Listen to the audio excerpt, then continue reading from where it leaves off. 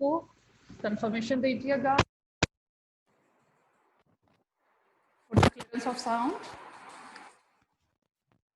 Okay, बहुत शुक्रिया बेटा, आज आपकी क्लास लेट हो गई। I am sorry for that. आपके इधर सिस्टम में कुछ प्रॉब्लम आ रहा था, वो सिस्टम नहीं ऑन हो रहा था। मैन्युफैक्चरिंग स्टेटमेंट की आप है, you may ask me in this time.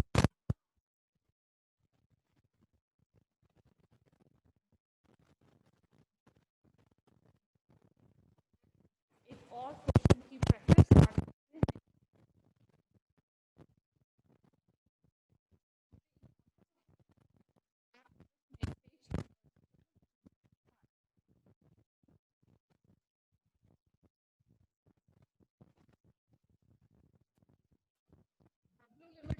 Example number 8 from your page number 5. Yourself. मैंने यहाँ से आपको ऑप्शन दिया हुआ है जी। मैम जरा ना आपका माइक बहुत डिस्टॉर्शन कर रहा है, आवाज बिल्कुल भी नहीं आ रही। अच्छा, लेट मी चेक दिस। बताओ कुछ इम्प्रूवमेंट हुई है? यस मैम, अब ठीक है। ठीक है, चलो। Yes. अच्छा, आप मुझे एक बात बताइए, ऐसा करते हैं एग्जांपल नंबर 8 एंड 9, आपको मालूम तो है फाइनल अकाउंट्स कैसे बनाते हैं? ये मैं दोनों क्वेश्चन आपके साथ क्लास में डिस्कस कर दूं या I have to solve this on white board?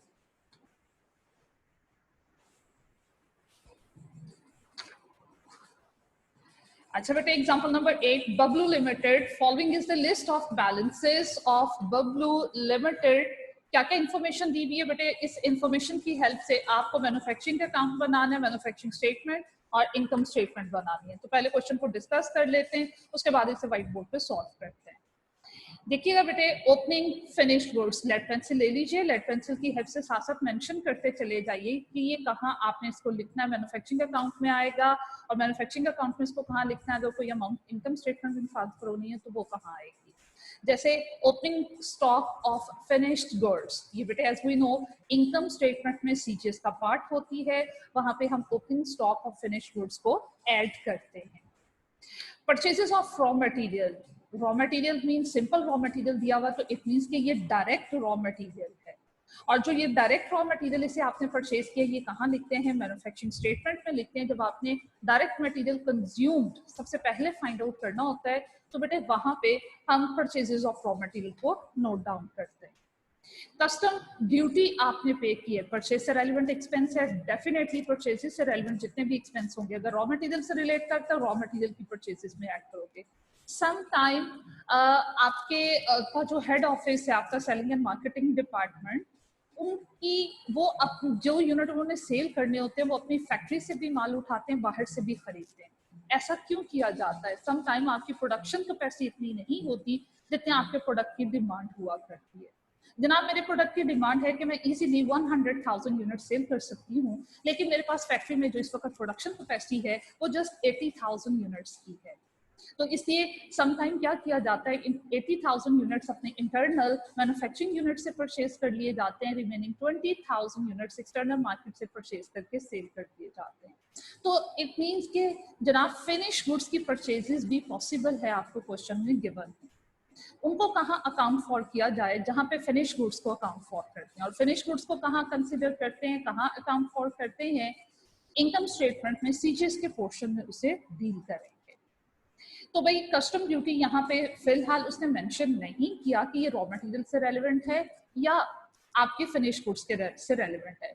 Bablu limited के क्वेश्चन में कहीं पे भी जिक्र नहीं है कि आपने फिनिश गुड्स परचेज किए हैं एक्सटर्नल मार्केट से। इसका मतलब है कि आपने अपने इंटरनल मैन्युफैक्चरिंग यूनिट से ये माल उठाया है और सिर्फ रॉ मटेरियल को ही आपने परचेज किया, तो ये custom duty 100% is related with the purchase of raw material, so आप इसको वहीं पे ऐड कर दोगे।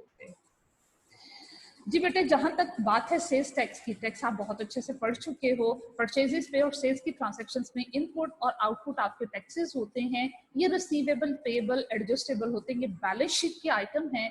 हम इन्हें मैन्युफैक्चरिंग अकाउंट में भी नहीं लिखते और ना ही हम इन्हें इनकम स्टेटमेंट में लिखते हैं। हाँ, अगर वो क्वेश्चन में कह दे कि कोई ऐसा टैक्स आपने पे किया जो कि रिफंडेबल, एडजस्टेबल नहीं है, तो फिर उसके बारे में आपने क्या पढ़ा हुआ है, अगर रिफंडेबल नहीं होगा, एडजस्टेबल नहीं होगा, तो फिर हम उसे एक्सपेंस या इनकम जो है वो कंसिडर करते हैं। लेकिन नॉर्मली जो है वो सिंपल सेल्स टैक्स जो है वो आपके पास क्या है, बैलेंस शीट आइटम होता है। Carriage paid on raw material purchases, carriage in purchases से रेलेवेंट एक्सपेंस है। मैन्युफैक्चरिंग अकाउंट में जहां पे रॉ मटेरियल की परचेजेस को लिखेंगे वहां कैरेज इन ऐड कर देंगे। डिमर्श एंड ऑक्टोरी चार्जेस क्या होते हैं? समटाइम देखो बेटे, नॉर्मली ये होता है कि अगर बाहर से आपने माल इंपोर्ट किया है थ्रू शिप, तो वो आपको पहले से इन्फॉर्म होता है कि जनाब इस टाइम में जो है वो वहां पे शिप आएगा, इतने टाइम पीरियड के अंदर अंदर आपको वहां से अपना माल जो है वो उठाना है। सम टाइम हम अपना माल वहां से उठाना लेट हो जाते हैं, तो आपको एक्स्ट्रा डॉक चार्जेस पे करना पड़ते हैं, क्योंकि आपका माल वहां ज्यादा देर के लिए पड़ा रहा, वो आपसे extra charges, holding charges, dock charges extra लेते हैं। तो ये डिमर्श है, ये बेसिकली एन ऑक्टोरी जो है ये एक्स्ट्रा फ्रेट चार्जेस हैं जो आपकी लोडिंग और अनलोडिंग लेट हो जाने की वजह से होती है।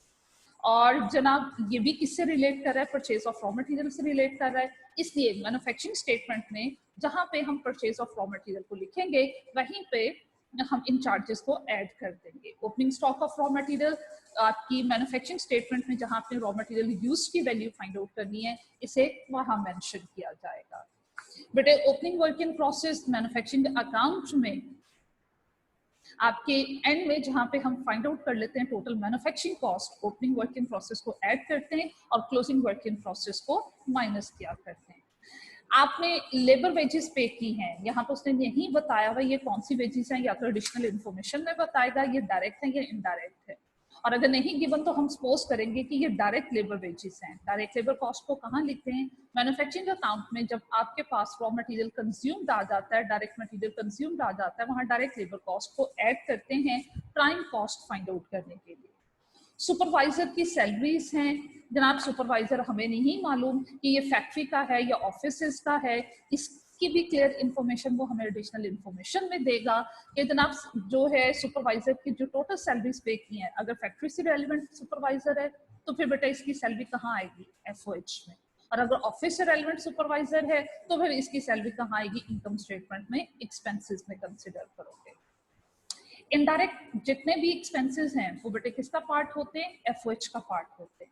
तो इनडायरेक्ट लेबर कॉस्ट उसने यहाँ पे अलग से हमें दे दी हुई है, एफओएच में जाएगी। इसका मतलब है जो पहले लेबर कॉस्ट उसने हमें दी हुई है वो डायरेक्ट है। और वैसे भी बेटे मैंने पहले भी आपसे बात की कि अगर मटेरियल लेबर के साथ डायरेक्ट का टाइटल नहीं यूज किया हुआ तो अंडरस्टूड बात होगी कि वो डायरेक्ट एक्सपेंसेस होंगे। इनडायरेक्ट के साथ वो स्पेसिफिकली ये टाइटल यूज करता है इनडायरेक्ट मटेरियल का और इनडायरेक्ट लेबर का। तो ऑफिस स्टाफ सैलरीज, ऑफिस से रेलेवेंट जितने भी एक्सपेंसेस हैं इनकम स्टेटमेंट में एज ऑपरेटिंग एक्सपेंसेस डील होंगे, हम जीपी में से माइनस करेंगे। सेल्स टीम है, सेलिंग एक्सपेंस है, जीपी में से ऑपरेटिंग एक्सपेंस के तौर पे माइनस होगा। पोस्टेज एंड टेलीग्राम का काम एडमिनिस्ट्रेशन डिपार्टमेंट का होता है, इसका मतलब है ये एडमिन कॉस्ट है, ये भी इनकम स्टेटमेंट में जाएगी। फ्यूल के एक्सपेंसेस हैं, फ्यूल किस में यूज होता है, मशीन को रनिंग फॉर्म में रखने के लिए यूज करते हैं। मशीन कहाँ होती हैं, फैक्ट्री में होती हैं। तो भाई अगर फ्यूल एक्सपेंसेस से रेलेवेंट उसने कुछ नहीं बताया हुआ तो अंडरस्टूड बात होगी कि ये फैक्ट्री से रेलेवेंट एक्सपेंस है। और फैक्ट्री से रेलेवेंट जितने भी एक्सपेंसेस अदर देन डायरेक्ट होते हैं वो सारे के सारे एफओएच होते हैं, आप एफओएच की लिस्ट में से डाल दोगे। इलेक्ट्रिसिटी की बात करें तो वो बेटे इलेक्ट्रिसिटी की कंजम्पशन फैक्ट्री में भी होती है, ऑफिसेस में भी होती है, इसलिए इलेक्ट्रिसिटी का एक्सपेंस कॉमन एक्सपेंस होगा। वो आपको एडिशनल इन्फॉर्मेशन में बताएगा कि कितने परसेंट एफओएच से रिलेट कर रहा है और कितना परसेंट आपका उसमें इनकम स्टेटमेंट से रिलेट करेगा। रेंट रेट्स एंड टैक्सेस, इसका भी यही है, ये कॉमन एक्सपेंस है, वो बताएगा। प्रॉपर्टी टैक्स भी पे करना एडमिनिस्ट्रेशन डिपार्टमेंट का काम है, ये प्योरली एडमिन कॉस्ट होती है, इनकम स्टेटमेंट में जाएगी, आपके मैन्युफैक्चरिंग स्टेटमेंट में नहीं आएगी। अच्छा अब ये देखिए नेक्स्ट में जो मैं आपसे क्लास में जिक्र करी थी कि जनाब सम टाइम आपके हेड ऑफिस को एक्सटर्नल मार्केट से फिनिश गुड्स खरीदने पड़ जाते हैं, तो इन्होंने फिनिश गुड्स परचेज किए हैं। तो फिनिश गुड्स की परचेजेस को कहाँ लिखेंगे, जहां फिनिश गुड्स का ओपनिंग क्लोजिंग स्टॉक लिखते हैं। कहाँ लिखते हैं ओपनिंग क्लोजिंग स्टॉक, जनाब इनकम स्टेटमेंट में सीजीएस के अंडर हम फिनिश गुड के स्टॉक को लिखते हैं। वहीं पे cost of finish goods produce लिखेंगे जो मैन्युफैक्चरिंग स्टेटमेंट से आएगी, और इसके अलावा ये भी वहीं पे मेंशन करेंगे फिनिश गुड्स परचेजेस। कैरेज पे किया है, अब आपने फिनिश गुड्स की परचेजेस पे, तो फिनिश गुड्स की परचेजेस में आप ये अमाउंट भी ऐड कर दोगे। कैरेज आउट आपका सेलिंग एक्सपेंस है, इनकम स्टेटमेंट में जाएगा। अदर इनकम हमेशा इनकम स्टेटमेंट का पार्ट होती है, जीपी में ऐड हो जाएगी। Interest expense operating expense income statement में, इंटरेस्ट इनकम आपकी अदर इनकम है। डिस्ट्रीब्यूशन एक्सपेंसेस ये भी इनकम स्टेटमेंट में ऑपरेटिंग एक्सपेंसेस। डेप्रिसिएशन की बात करें तो डेप्रिसिएशन तमाम नॉन करंट एसेट्स की है। अब ये किस एसेट से रिलेट करी वो एडिशनल इन्फॉर्मेशन में बताएगा। जो फैक्ट्री से रेलेवेंट एसेट्स होंगे उनकी डेप्रिसिएशन एफओएच में, और जो ऑफिस से रेलेवेंट एसेट्स होंगे उनकी डेप्रिसिएशन ऑपरेटिंग एक्सपेंसेस के तौर पे इनकम स्टेटमेंट में दिखेंगे। After then repair and maintenance. Repair and maintenance अगर बिल्डिंग की है तो बेटे बिल्डिंग, उस बिल्डिंग में फैक्ट्री भी है, उस बिल्डिंग में हेड ऑफिस भी बने हैं, फिर तो इसको डिवाइड होना चाहिए। अगर रिपेयर एंड मेंटेनेंस मशीन से रेलेवेंट है तो फिर मशीन्स तो फैक्ट्री में होती हैं, देन इस कॉस्ट को एफओएच का पार्ट होना चाहिए। कैंटीन के एक्सपेंसेस, कैंटीन को डील करना एडमिनिस्ट्रेशन डिपार्टमेंट का काम है, सो इसकी कॉस्ट ऑपरेटिंग एक्सपेंसेस के तौर पे इनकम स्टेटमेंट में आएगी। सेल्स टैक्स आपने रिसीव किया सेल्स पे, तो सेल्स टैक्स परचेजेस पे हो या सेल्स पे हो, बैलेंस शीट आइटम है, हम इसको इग्नोर कर देंगे। परचेजेस रिटर्न्स हैं, तो बेटे परचेजेस रिटर्न्स को सिंपली क्या करते हैं, परचेजेस में से माइनस। रॉ मटेरियल की परचेजेस रिटर्न्स को रॉ मटेरियल की परचेजेस में से माइनस, और फिनिश गुड्स की रिटर्न्स को फिनिश गुड्स की परचेजेस में से माइनस कर देंगे। परचेज डिस्काउंट की बात करें, रॉ मटेरियल पे परचेज डिस्काउंट है, बेटे परचेजेस पे जो हमें डिस्काउंट मिलता है वो कौन सा डिस्काउंट होता है, डिस्काउंट रिसीव्ड होता है। और जो डिस्काउंट रिसीव्ड है वो हमारी अदर इनकम है, और अदर इनकम को हम हमेशा इनकम स्टेटमेंट में लिखते हैं, चाहे वो रॉ मटेरियल से रिलेट कर रही हो या फिनिश गुड से रिलेट कर रही हो। सेल्स रिटर्न्स है, इनकम स्टेटमेंट में सेल्स में से माइनस कर देंगे। सेल्स डिस्काउंट, ये आपका डिस्काउंट अलाउड है, ऑपरेटिंग एक्सपेंस है इनकम स्टेटमेंट में, बैड डेट्स इनकम स्टेटमेंट में, और सेल्स भी आपकी इनकम स्टेटमेंट में जाएगी। फिर जब क्लोजिंग स्टॉक की बात करें, रॉ मटेरियल का closing stock, raw material consume जब आपने फाइंड आउट करना है वहां माइनस करेंगे। फिनिश गुड्स का क्लोजिंग स्टॉक इनकम स्टेटमेंट में। इसी तरह क्लोजिंग वर्क इन प्रोसेस, ये आपके मैन्युफैक्चरिंग अकाउंट के एंड में हम क्लोजिंग वर्क इन प्रोसेस की वैल्यू को माइनस कर देते हैं। अब जो कॉमन एक्सपेंसेस थे उसकी बेटे एडजस्टमेंट्स, एक्रूअल्स की, प्रीपेमेंट्स की, और उनकी डिविजन कैसे करनी है, कितने परसेंट फैक्ट्री से रिलेट कर रहा है, कितने परसेंट ऑफिस से रिलेट कर रहे हैं, वो यहाँ पे गिवन है डिटेल। वो कॉमन एक्सपेंसेस की डिटेल, या ऐसे एक्सपेंसेस जिनके बारे में हमें डाउट हो रहा होगा कि जनाब ये ऑफिस से रिलेटेड भी हो सकते हैं, फैक्ट्री से रिलेटेड भी हो सकते हैं, वो क्लियरली एडिशनल इन्फॉर्मेशन के बारे में, एडिशनल इन्फॉर्मेशन में उसके बारे में आपको बताएगा।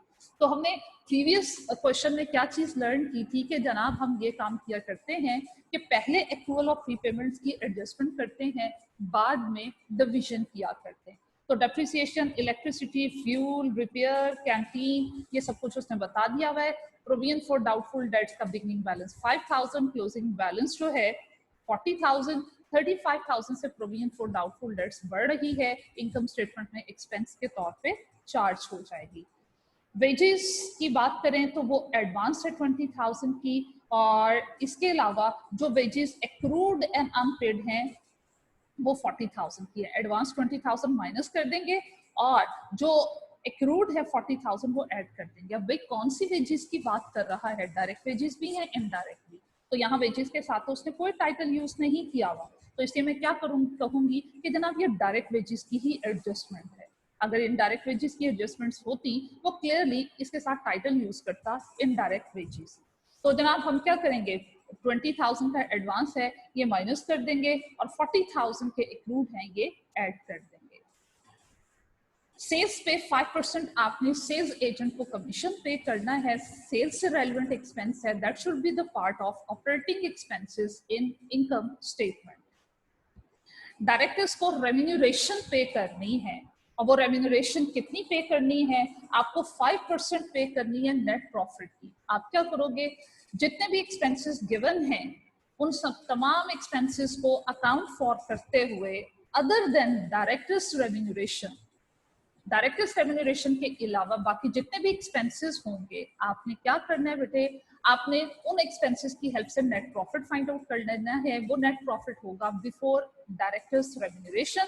फिर उस प्रॉफिट पे आपने 5% रेम्यूनरेशन कैलकुलेट करके माइनस कर देनी है, आपके पास नेट प्रॉफिट आफ्टर रेम्यूनरेशन आ जाएगा। बताइए इस तरह ये पॉइंट अगर क्लियर हैं तो हम शॉर्ट टाइम का बेनिफिट लेते हुए नेक्स्ट क्वेश्चन भी डिस्कस कर लेते हैं और आपको मैं असाइनमेंट में दे देती हूँ। आपके सीआर या बाकी स्टूडेंट्स, हाँ जी बेटे मुझे बताइए, ऐसे डिस्कस कर लें। You can tell me by raising your hands.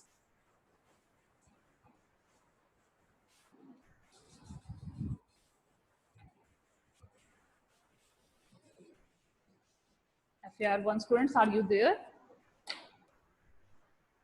सिर्फ अली हुसैन जी आके क्लास में कितने स्टूडेंट्स कह रहे हैं कि क्लास में सॉल्व करना है? नहीं तो चलिए चलें क्लास में फिर सॉल्व कर लेते हैं। निकालिए आप भी अपनी कॉपीज निकालिए, मैं भी यहाँ पे सॉल्व करती हूँ आपके साथ मिलके।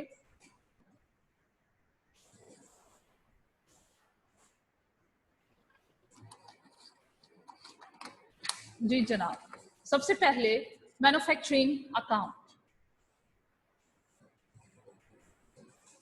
या मैन्युफैक्चरिंग स्टेटमेंट इसको बोलते हैं, ये हमने बनानी है जनाब।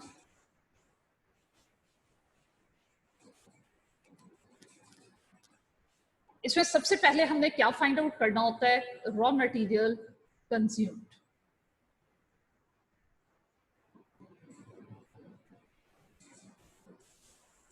रॉ मटेरियल कंज्यूम के लिए ओपनिंग रॉ मटेरियल और जितने रेलिवेंट एक्सपेंसेस हैं वो मैं यहाँ लिख लेती हूँ। ओपनिंग रॉ मटेरियल में रॉ मटेरियल की परचेजेस और मेरा ख्याल है उसमें रिटर्न्स भी दी हुई थी, लेस रिटर्न्स। अब परचेजेस एक्सपेंसेस जितने दिए हुए हैं वो हम ऐड कर लेंगे, like custom duty,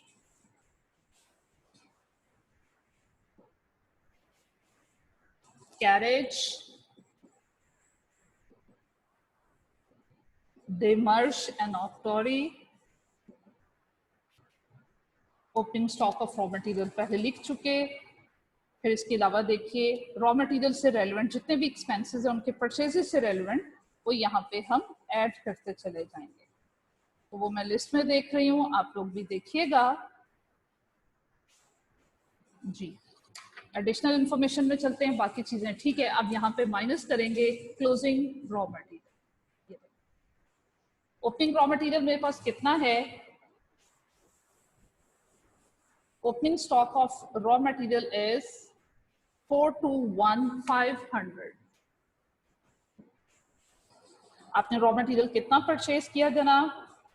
purchases of raw material 2450,000। मैं टोटल की तरफ जाके टाइम वेस्ट नहीं करूंगी, जितना क्लास में हमारे पास टाइम है सारी स्टेटमेंट बना दूंगी, वैल्यूज लिख दूंगी, प्लस माइनस आप खुद कर लीजिएगा। रिटर्न्स की तरफ चलें तो परचेज रिटर्न्स गिवन है रिलेटेड विद रॉ मटेरियल और वो कितनी अमाउंट गिवन है? 100,000।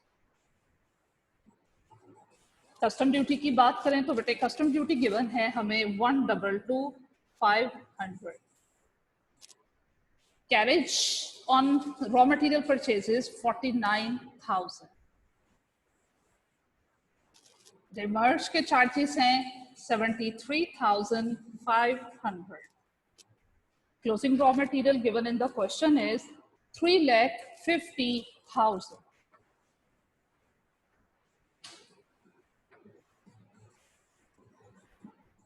माइनस करेंगे, यहाँ बेटे हमारे पास रॉ मटेरियल कंज्यूम्ड आ जाएगा। अब रॉ मटेरियल कंज्यूम के बाद नेक्स्ट में इसमें क्या ऐड करना है? ये हमारे पास डायरेक्ट मटेरियल आ गया, इसमें हमें ऐड करना है जनाब डायरेक्ट लेबर कॉस्ट। अब लेबर कॉस्ट में क्योंकि एडजस्टमेंट थी और मेरा ख्याल है ये कस्टम ड्यूटी वगैरह पे कोई एडजस्टमेंट गिवन नहीं है, जितने एक्सपेंसेस मैंने मेंशन कर लिए हैं तो उस पर कोई एडजस्टमेंट नहीं है। अब जनाब चलते हैं अपने डायरेक्ट लेबर कॉस्ट की तरफ। तो देखो क्वेश्चन पे बताता है कि लेबर वेजेस आपने पे कितनी की हैं? वो पे किए जनाब 1685,500 और इसमें एडजस्टमेंट क्या थी? 20,000 बेटे इसमें एडवांस था, वो माइनस कर देंगे, और 40,000 एक्रूड था वो ऐड कर देंगे। तो उसके पास आपके पास एक्सपेंस डायरेक्ट लेबर कॉस्ट या direct labour expense for the year आ जाएगा। वो यहाँ पे आपने नेट अमाउंट लिखनी है, डायरेक्ट मटेरियल में डायरेक्ट लेबर कॉस्ट हम ऐड करेंगे, तो ये बेटा जी हमारे पास क्या आएगा, प्राइम कॉस्ट। अब प्राइम कॉस्ट में हमने क्या ऐड करना है, indirect expenses of factory, direct material direct labour के अलावा फैक्ट्री के जितने भी एक्सपेंसेस हैं वो यहाँ हम मैन्युफैक्चरिंग स्टेटमेंट में एफओएच की हेडिंग के अंदर मेंशन कर देंगे। तो चलिए वो मेंशन करते हैं, फिर से लिस्ट को स्टार्ट से देखना शुरू करते हैं कि कौन कौन से एक्सपेंसेस हैं डायरेक्ट एक्सपेंसेस जो कि हमें एफओएच में लिखने हैं। तो उसमें जनाब सुपरवाइजर की बात करें तो सुपरवाइजर से रेलेवेंट देखो कोई पॉइंट गिवन है हमें यहाँ पे, सुपरवाइजर की सैलरी को उसने कहीं पे भी स्प्लिट नहीं किया हुआ। इसका मतलब है कि जनाब हम क्या करेंगे, यहाँ पे कुछ भी मेंशन नहीं है, तो इसलिए मैं यहाँ सपोज करूंगी कि सुपरवाइजर जो है ये फैक्ट्री का है, इसलिए जो इसकी सैलरी है वो फैक्ट्री को ही चार्ज होनी चाहिए, और ये क्योंकि इनडायरेक्ट है तो इसे एफओएच के अंदर हम मेंशन करेंगे। और उसकी अमाउंट मेरे पास बनती है 2,50,000। सुपरवाइजर वेजेस के बाद जनाब आपके पास है indirect labour cost. Indirect labour cost की अमाउंट है हमारे पास जनाब 4,50,000। इस पे देखो कोई एडजस्टमेंट है, इनडायरेक्ट लेबर कॉस्ट पे कोई भी एडजस्टमेंट नहीं है, सो ऐसे ही इसकी अमाउंट को मेंशन कर देंगे 4,50,000। इनडायरेक्ट लेबर कॉस्ट के बाद देखो ऑफिस से रेलेवेंट जितने एक्सपेंसेस हैं हम इनकम स्टेटमेंट में लिखेंगे, सेल्स टीम से रेलेवेंट जितने एक्सपेंसेस हैं ये सेलिंग हैं, ये भी इनकम स्टेटमेंट में। पोस्टेज और टेलीग्राम के बारे में देखते हैं अगर कुछ गिवन है, नहीं गिवन है पोस्टेज एंड टेलीग्राम के बारे में, तो जनाब जो पोस्टेज का काम करना है वो ये ऐसे जो काम करने हैं वो एडमिनिस्ट्रेशन डिपार्टमेंट में काम करने होते हैं, इसलिए ये एक्सपेंस जो है वो हम इनकम स्टेटमेंट में चार्ज कर देंगे। फ्यूल के एक्सपेंसेस से रेलेवेंट उसने बात की हुई है, फ्यूल के एक्सपेंसेस से रिलेटेड क्या करेंगे, टोटल 4 लाख के हैं, और उसने कहा कि इसमें से 85% जो है जनाब वो आप फैक्ट्री को चार्ज कर दीजिए। तो चलिए 4 लाख का बेटे हम 85% जो है वो फैक्ट्री को चार्ज कर देंगे, वो अमाउंट आपके पास यहाँ आ जाएगी। फ्यूल एक्सपेंसेस के बाद नेक्स्ट में है इलेक्ट्रिसिटी। इलेक्ट्रिसिटी से रेलेवेंट देखते हैं जनाब उसने क्या कहा हुआ है, 65% फैक्ट्री को चार्ज कीजिए, ठीक है। तो हम इलेक्ट्रिसिटी का 65% फैक्ट्री को चार्ज कर देते हैं। इलेक्ट्रिसिटी के चार्जेस हैं 5,60,000, इसका 65% फैक्ट्री को चार्ज करना है, और जो एक्सपेंसेस फैक्ट्री को चार्ज करने हैं वो एफओएच का पार्ट होंगे।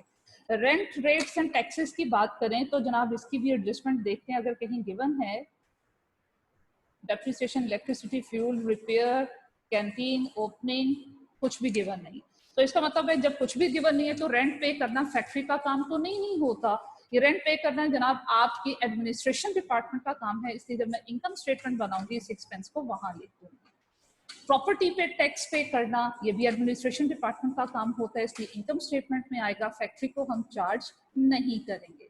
फिनिश गुड्स की परचेजेस इनकम स्टेटमेंट में, और उससे रेलेवेंट कैरेज भी फिनिश गुड्स के साथ ही इनकम स्टेटमेंट में।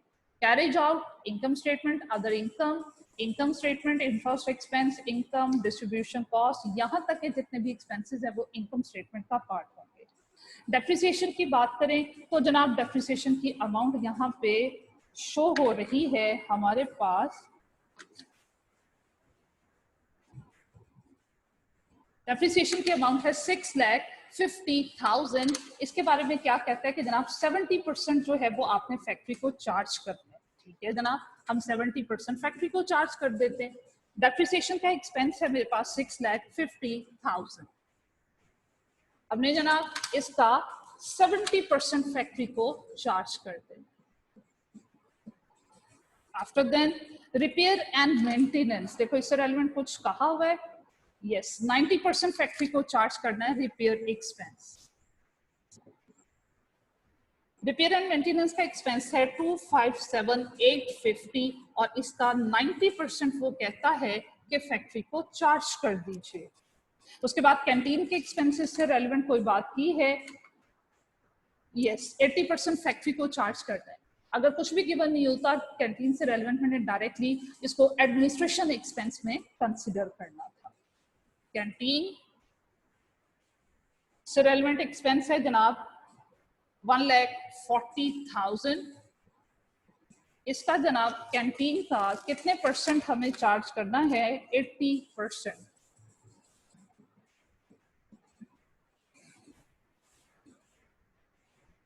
जी, उसके बाद सेल्स टैक्स अकाउंट फॉर नहीं होगा, परचेज रिटर्न्स कंसिडर हो चुकी, और परचेज डिस्काउंट जो है ये अदर इनकम में जाएगा। तो यहाँ पे मैंने सारी चीजें अकाउंट फॉर कर ली हुई है। हमने depreciation, electricity, fuel, repair, each and everything हमने यहाँ कंसिडर कर लिया। तो बेटे उसके बाद क्या किया करते हैं मैन्युफैक्चरिंग अकाउंट में, हम क्या करेंगे, एक्सपेंसेस का एफओएच का टोटल करेंगे, आउटर कॉलम में शिफ्ट करेंगे, प्राइम कॉस्ट में ऐड होगा, तो आपके पास यहाँ जो कॉस्ट आएगी उसको क्या नाम देंगे, total manufacturing cost. Total manufacturing cost हमारे पास जितनी भी आएगी हमने इसमें क्या करना है, opening raw material work in process को ऐड करना है और क्लोजिंग वर्क इन प्रोसेस को माइनस करना है। तो मेरे पास क्या आएगा, कॉस्ट ऑफ गुड्स प्रोड्यूस्ड। क्यों गया? अब देखो ओपनिंग WIP मेरे पास कितना गिवन है क्वेश्चन में, ओपनिंग वर्क इन प्रोसेस की अमाउंट है 121100 और क्लोजिंग रॉ मटेरियल की WIP की अमाउंट कितनी गिवन है 100,000, वो माइनस कर देंगे। तो जनाब आपके पास यहाँ आ जाएगा कॉस्ट ऑफ गुड्स प्रोड्यूस्ड। बताइए कैलकुलेशंस कर लोगे? रिस्पॉन्स तो दिया करें बेटे, बताइए कैलकुलेशंस हो जाएंगी?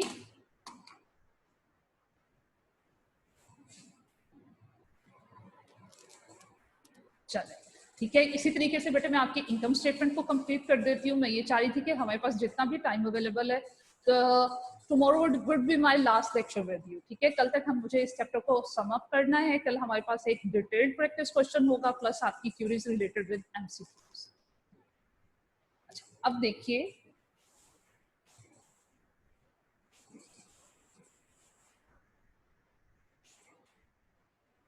मैं ये स्लाइड कंप्लीटली शो करवा देती हूँ, और अगर आपने इसकी पिक लेनी है एक पेज पे शो हो जाए एक स्लाइड,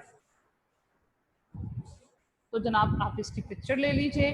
हमारे पास मैन्युफैक्चरिंग स्टेटमेंट कंप्लीट हो चुकी है। इस मैन्युफैक्चरिंग स्टेटमेंट के बाद जनाब अब हम चलेंगे इनकम स्टेटमेंट की तरफ। बताइए आपने इसकी पिक्चर ले ली?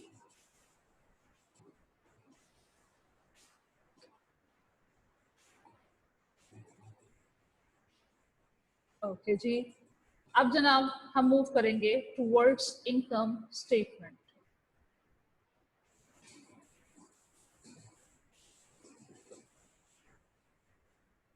इनकम स्टेटमेंट में बेटे क्या किया करते हैं, हम सबसे पहले मेंशन करते हैं सेल्स, और देखो सेल्स की अमाउंट हमें कितनी गिवन है 16.5 मिलियन। सेल्स रिटर्न्स भी गिवन है तो माइनस कर देंगे।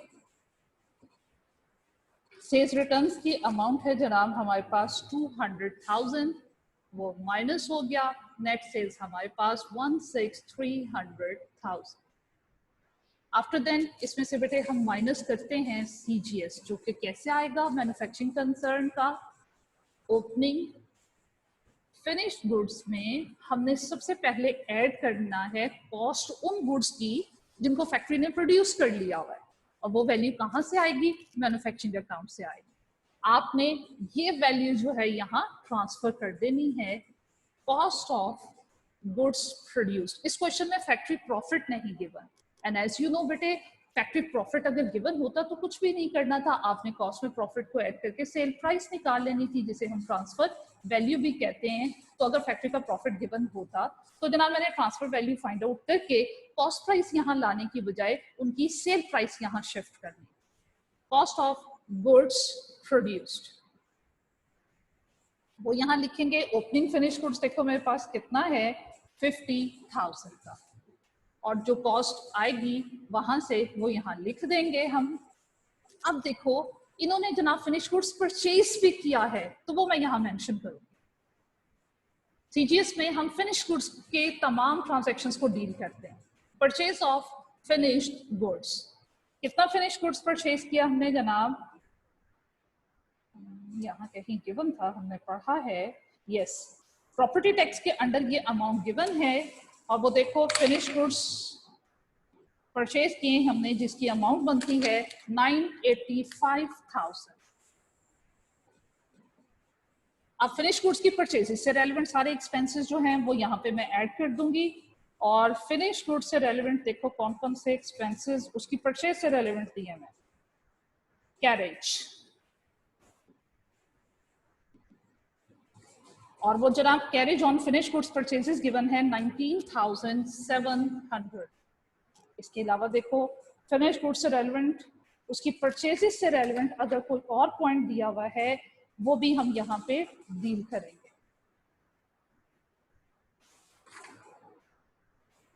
यस परचेज रिटर्न्स हैं, अब minus purchase returns of finished goods, और परचेज रिटर्न्स की अमाउंट कितनी है परचेज डिस्काउंट से पहले गिवन है 85,000। जो रॉ मटेरियल की परचेज रिटर्न्स थी बेटे वो मैंने रॉ मटेरियल के सेक्शन में माइनस की, और जो फिनिश गुड्स से रेलेवेंट परचेज रिटर्न्स हैं वो क्योंकि सीजीएस में आती हैं परचेजेस ऑफ फिनिश गुड्स, तो यहीं पे उसकी परचेज रिटर्न्स को आप माइनस करो।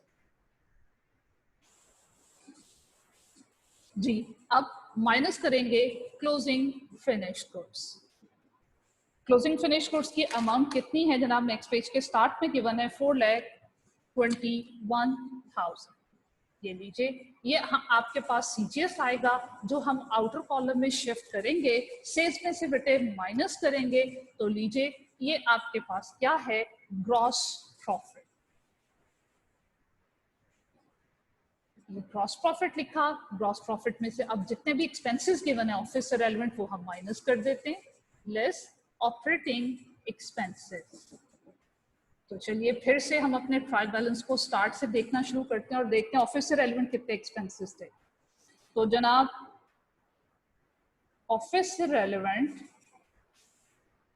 यस ऑफिस स्टाफ सैलरी, ये पहला पॉइंट है, और उसकी अमाउंट कितनी है, ऑफिस स्टाफ सैलरी की अमाउंट है जनाब 500,000। लिस्ट में अमाउंट भी ढूंढना,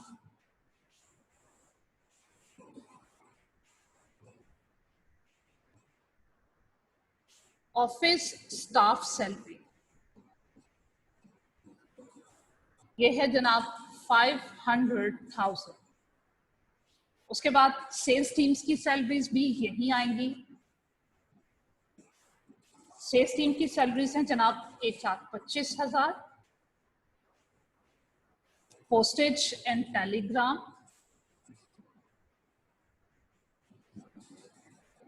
पोस्टेज एंड टेलीग्राम की अमाउंट है जनाब 12,500।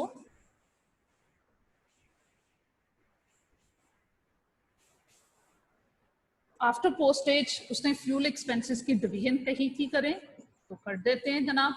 फ्यूल एक्सपेंस है 4 lakh,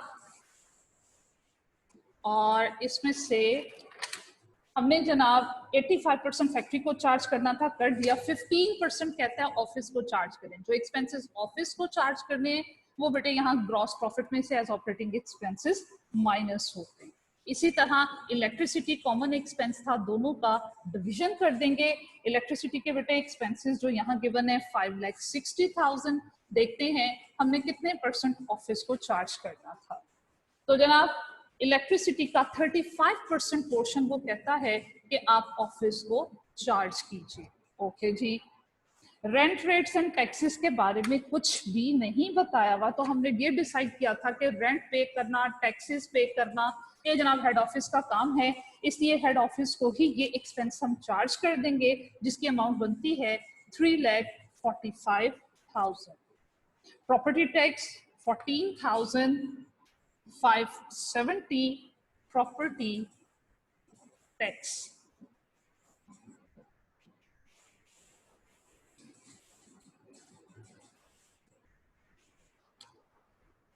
finish goods purchases account for कर लिया, उससे रेलेवेंट कैरेज को भी हमने लिख लिया। कैरेज आउट, कैरेज आउट की बेटे अमाउंट है मेरा ख्याल है 27,000 बन रही है, लाइन्स ड्रॉ करनी चाहिए थी पहले। अदर इनकम है जनाब, ये बाद में इसकी लिस्ट में उसको ऐड करेंगे। इंटरेस्ट एक्सपेंस, इंटरेस्ट एक्सपेंस की बात करें तो वो आ रहा है 1,48,500। इंटरेस्ट इनकम छोड़ देते हैं, अदर इनकम में लिखेंगे डिस्ट्रीब्यूशन एक्सपेंस। बेटे डिस्ट्रीब्यूशन एक्सपेंस है मेरे पास 200,000। डेप्रिसिएशन की डिवीजन गिवन थी, कुछ वहां चार्ज कर लिया था, कुछ यहाँ चार्ज करेंगे। डेप्रिसिएशन की टोटल अमाउंट है 6,50,000। इसमें से जनाब वो बोलता है 30% ऑफिस को चार्ज करना था, नीचे हमने 30% ऑफिस को चार्ज कर दिया। रिपेयर एंड मेंटेनेंस, इसकी भी डिवीजन गिवन है, 10% ऑफिस को चार्ज करना है। रिपेयर एंड मेंटेनेंस की अमाउंट है 257,850, 10% जनाब ऑफिस को चार्ज करना था 25,785। रिपेयर के एक्सपेंस के बाद बेटे कैंटीन का एक्सपेंस है, उसकी भी डिवीजन गिवन थी, उसके अकॉर्डिंगली चलेंगे। देखो कितना इजी होता है इस क्वेश्चन को टैकल करना। जस्ट स्टूडेंट को इशू आता है एफओएच का, उसमें सिंपल कुछ भी नहीं है, फैक्ट्री से रेलेवेंट जितने भी एक्सपेंसेस हैं other than direct material, direct labour, वो एफओएच की लिस्ट में डालते हैं और बाकी इनकम स्टेटमेंट आपको बनाना आती है। जी जनाब, रिपेयर एंड मेंटेनेंस के बाद कैंटीन का एक्सपेंस है 1,40,000। ये हमने ऑफिस को कितना चार्ज करना है, 20% ये चार्ज करना था। आफ्टर कैंटीन सेल्स टैक्स को छोड़ देंगे और ये जनाब purchase discount, other income, sales return, sales discount, discount allowed होता है, ये एक्सपेंस में डील होगा। और वो अमाउंट कितनी है सेल्स डिस्काउंट की, 24,500। और आपको मालूम है बैड डेट्स भी हमारा एक्सपेंस है जो कि इनकम स्टेटमेंट में चार्ज किया जाता है। बैड डेट्स सेल्स हम लिख चुके, एडिशनल इंफॉर्मेशन में देखो अगर कोई एक्सपेंस रह गया तो वो भी हम कंसिडर कर लेते हैं। हाँ जी, इसमें ये एक तो प्रोविजन फॉर डाउटफुल डेट्स ये इंक्रीज हो रही है 35,000 से, ये भी हमारा एक्सपेंस होगा। Increase in provision for doubtful debts. इसके अलावा उसने क्वेश्चन में आपको कहा हुआ था कि जनाब सेल्स कमीशन वो लेना है, और सेल्स कमीशन कितना लेना है, सेल्स की अमाउंट का 5% लेना है। तो जो सेल्स की अमाउंट है वो हमें क्वेश्चन में बल्कि गिवन है, यहाँ पर डायरेक्टली वो हम ले लेते हैं। सेल्स की अमाउंट है हमारे पास 16.5 मिलियन। 5 मिलियन का कितने परसेंट लेने को कहा है, उसने कहा कि जनाब आप इसका 5% लीजिए। अब सिर्फ एक एक्सपेंस हमारा रहता है और बेटी वो डायरेक्टर्स रेम्यूनरेशन है। वो क्यों रहता है, इसलिए रहता है कि जनाब उसने कहा कि प्रॉफिट की अमाउंट पे कैलकुलेट कीजिए। तो यहाँ हम क्या करेंगे, देखो ये जितने भी एक्सपेंसेस हैं हम इनका करेंगे टोटल। अच्छा एक अदर इनकम रहती है, पहले वो भी मेंशन कर। अदर इनकम में क्वेश्चन में क्या कुछ गिवन था, एक तो डिस्काउंट रिसीव्ड गिवन है जो कि होता है डिस्काउंट ऑन परचेजेस, वो अमाउंट कहीं गिवन थी, यस 40,000।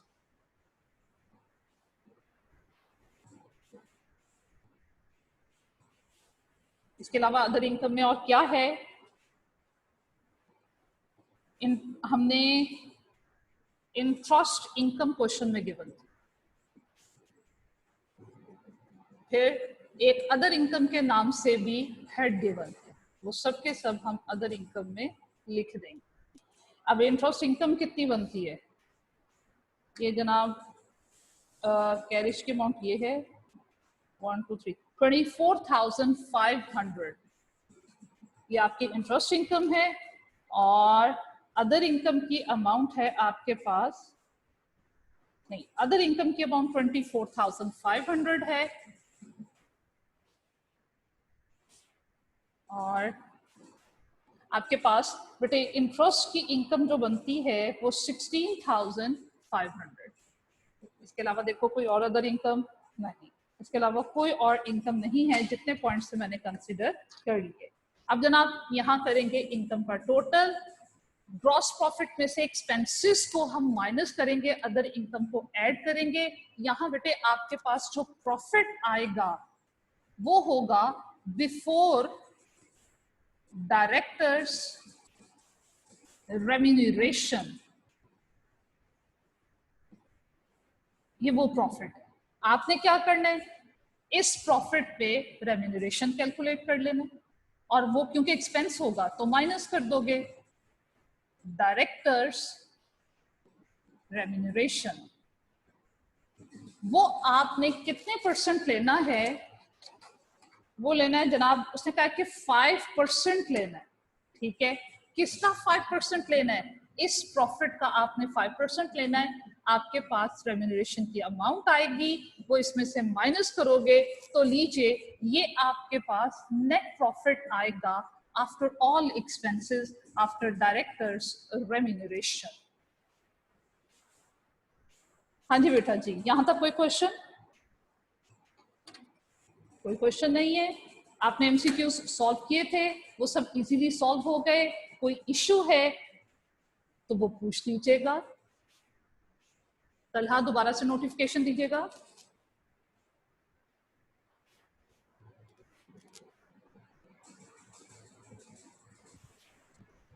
ये आपने वेजेस की एडजस्टमेंट कर दी है एडवांस में? बेटा थोड़ा लाउडली बोलो, किसकी एडजस्टमेंट? वेजेस की मैम, जो अदर इंफॉर्मेशन में हमारी एडजस्टमेंट्स हैं वेजेस एडजस्टमेंट थी अदर इनकम में? नहीं बेटे, अदर इनकम में तो मुझे कोई एडजस्टमेंट नहीं दिख रही।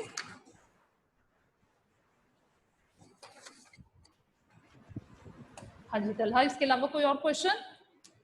वेजेस की है मैम। तो बेटे वेजेस को मैंने एडजस्ट कर दिया, वो डायरेक्ट वेजेस थी ना। जी जी ठीक है। ठीक है, वो मैंने वहां पे प्रीपेड और एक्रूड को एडजस्ट कर दिया था, वो डायरेक्ट वेजेस थी, मैन्युफैक्चरिंग अकाउंट में हो गया। जी जी मैम। ठीक है जी बेटा। अब्दुल्ला फैज, अनम्यूट कर लीजिए आप खुद को। समरा, हाँ जी अब्दुल्ला। ये question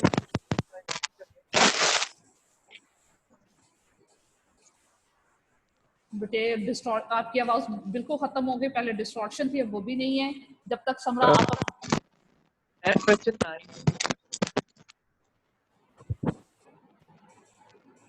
I'm unable to understand. Ma'am question 9 आप एक्सप्लेन कर देंगी? एग्जाम्पल नंबर 9 जो नेक्स्ट है, या एमसीक्यू नहीं नंबर मैं 9? एमसीक्यूज। हाँ ठीक है बेटे, एमसीक्यूज की तरफ चलते हैं, क्यों नहीं एलेबोरेट करेंगे। एमसीक्यू नंबर 9 की तरफ आइए। इसमें क्या है, a particular cost is fixed in total for a period. कोई फिक्स कॉस्ट है, what is the effect on the cost per unit of a reduction in activity level of 50%। वो कहते हैं कि अगर आपका एक्टिविटी लेवल 50% से रिड्यूस हो जाए तो फिक्स कॉस्ट पर यूनिट पे क्या इफेक्ट होगा। हमने वैल्यूज को खुद से सपोज करना है। ये देखो मैं आपके सामने सपोज करती हूँ, हम खुद से सपोज कर लेते हैं वैल्यूज को, units and total fix cost और फिक्स कॉस्ट पर यूनिट। जनाब फर्स्ट कर लेते हैं 100 यूनिट्स के अगेंस्ट ये 100,000। तो एक्टिविटी लेवल में क्या करना है,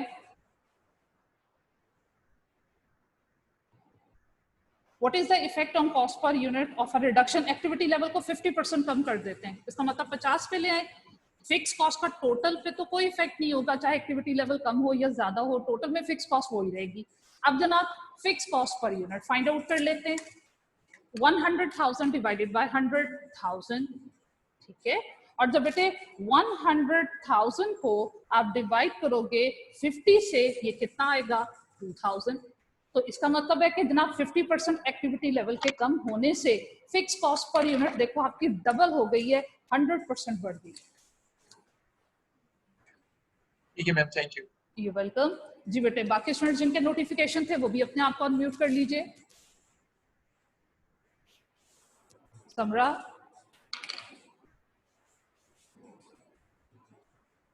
अब्दुल्ला फैज, बेटे नेक्स्ट क्लास में बहुत कम टाइम रह गया हुआ है। चलो मैं अनम्यूट कर देती हूँ। समरा दोबारा से नोटिफिकेशन दो बेटे।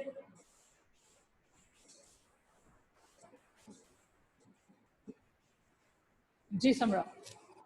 मैम फैक्ट्री प्रॉफिट के बारे में बता दें दोबारा। फैक्ट्री प्रॉफिट कुछ भी नहीं है। जब डिसेंट्रलाइजेशन होती है तो बेटे आप तमाम डिपार्टमेंट्स को इंडिपेंडेंट कर देते हो, तो उस सिचुएशन में फिर फैक्ट्री के पास ये ऑप्शन अवेलेबल हो जाता है कि चाहें तो वो चीजें बना के एक्सटर्नल मार्केट में बेचते हैं, चाहें तो जनाब अपने भाई हेड ऑफिस को बेचते हैं। हम उन्हें जब डिसेंट्रलाइजेशन कर देते हैं, हम उन्हें कंपेल नहीं कर सकते, मजबूर नहीं कर सकते कि जनाब आप इंटरनल डिपार्टमेंट को ही ये चीजें बेचें। तो ऐसी सिचुएशन में फिर क्या होता है कि जनाब अगर फैक्ट्री एक्सटर्नल मार्केट में चीजें बेचती है तो डेफिनेटली प्रॉफिट पे बेचेगी। तो इसलिए ऐसी सिचुएशन में जब वो हेड ऑफिस को भी चीजें बेचती है तो वो प्रॉफिट पे बेचती है। तो हम क्या करते हैं, इसको अपनी मैन्युफैक्चरिंग स्टेटमेंट में किस तरह कंसिडर करते हैं। हमारे पास मैन्युफैक्चरिंग स्टेटमेंट का जो एंड रिजल्ट आता है, कॉस्ट ऑफ गुड्स प्रोड्यूस्ड, उसमें फैक्ट्री का प्रॉफिट जितना भी कहा होगा वो हम ऐड कर देंगे, जितने परसेंट भी कहा होगा कॉस्ट का कैलकुलेट करके वो ऐड कर देंगे। तो आपके पास sale price of goods produced आ जाएंगी उन गुड्स की जो कि हेड ऑफिस को ट्रांसफर करनी है। तो फिर आपने जहां पे ये देखो, मैं आपके सामने स्लाइड शो करती हूँ, ये देखिए मैन्युफैक्चरिंग स्टेटमेंट का यहाँ पे एंड हो रहा था हमारे पास, ये cost of goods produced and हो रहा था समरा। हमने यहाँ पे क्या करना है, फैक्ट्री प्रॉफिट ऐड करके ट्रांसफर प्राइस या फिर cell price of goods produced find out करनी है। और जब वो फाइंड आउट करेंगे तो इनकम स्टेटमेंट में वो अमाउंट ट्रांसफर हो जाएगी कॉस्ट की बजाय, और इसका कोई इफेक्ट। जी ठीक है मैम। ठीक है, ओके बेटा। हाँ जी, इसके अलावा बस मैम। ओके बेटा जी, नेक्स्ट क्लास का टाइम हो गया। अब आज की असाइनमेंट आपकी है, आपने रिमेनिंग एमसीक्यूज हैं वो कोशिश करने हैं, सॉल्व करने नहीं होंगे देन आपसे मैं क्लास में डिस्कस कर लूंगी। अंटिल टुमारो, अल्लाह हाफिज। वालेकुम अस्सलाम। मैम एक क्वेश्चन था कि इन्होंने बुक में ना ऑपरेटिंग एक्सपेंस में रेंट नहीं लिया, ठीक है, रेंट रेट नहीं लिया, लेकिन इधर उन्होंने कहाँ लिया? ऑपरेटिंग एक्सपेंस पे उन्होंने रेंट नहीं लिया ना, रेंट रेट, तो लेकिन फैक्ट्री लिया हुआ कहाँ है, ले लिया? सोल्यूशन में नहीं लिया ना। हाँ, लेकिन बेटे देखो एडिशनल इन्फॉर्मेशन में रेंट से रेलेवेंट उसने कुछ भी नहीं बताया हुआ। तो या तो वो ये कह देता है कि रेंट जो है आपकी फैक्ट्री की जो बिल्डिंग है वो रेंट पे थी, फैक्ट्री से रेलेवेंट एक्सपेंस है इसलिए वहां डील करते हैं। अगर उसने वहां फैक्ट्री में डील किया हुआ तो बेटे इट्स रॉन्ग, आपने ऐसा नहीं करना। रेंट रेट्स एंड टैक्सेस पे करना हेड ऑफिस का काम है, और अगर पूरे की पूरी बिल्डिंग रेंट पे है, उसी बिल्डिंग में आपकी फैक्ट्री भी है, उसी बिल्डिंग में आपके हेड ऑफिसेस भी हैं, सेलिंग एंड मार्केटिंग डिपार्टमेंट्स भी हैं, तो इसे डिवाइड होना चाहिए। बेहतर तो ये था कि वो इस क्वेश्चन में वो कॉमन एक्सपेंस होता है रेंट एंड रेट्स, तो वो उसे डिवीजन देता है जिस तरह बाकी एक्सपेंसेस की दी। अगर नहीं देगा, आपने हमेशा इसे इनकम स्टेटमेंट में लेके जाना है, इसे एफओएच का पार्ट नहीं बना। ठीक हो गया, thank you ma'am. You welcome बेटा।